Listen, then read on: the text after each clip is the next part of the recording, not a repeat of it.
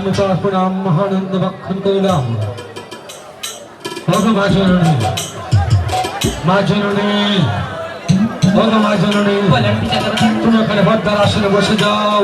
আমি তোমার কাছে যখন বাধা করেছি, আমার হাত নষ্ট বার আমি তোমার হাতে তুলে দেবো।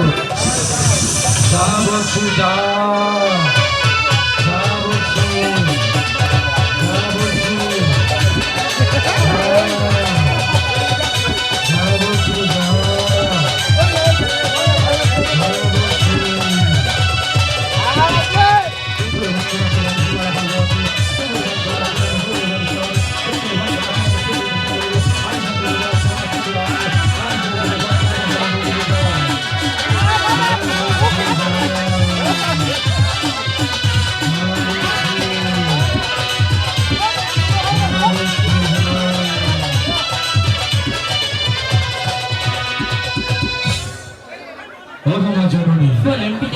আমার হাতে অষ্টগোলাকের ভার আমি তোমার হাতে অর্পণ করে দিয়েছি। সেই শর্তটাকে তুমি জানতে চাও না? মা জননী, চম্পাইপুর আছে 400 নগর।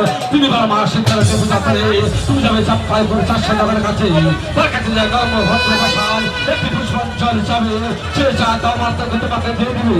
আর যদি তুমি তার সাথে কোনো কোনো কাল বেদন করছো, আমি সেটা সেভাবে থেকে দেখা গেল সেখান থেকে উঠে এসে আমি তোমার হাত থেকে অষ্টগোলাকের ভার আমি ছেড়ে দেবো। ঠিক আছে পিতা দেবতা, আমি আপনার কথা অক্ষরে পালন করব।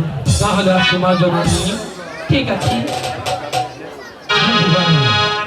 পিতা দেবতা, আপনি হয়তো জানেন না এই অষ্টকোটি নাগের বার কেন নিয়েছি।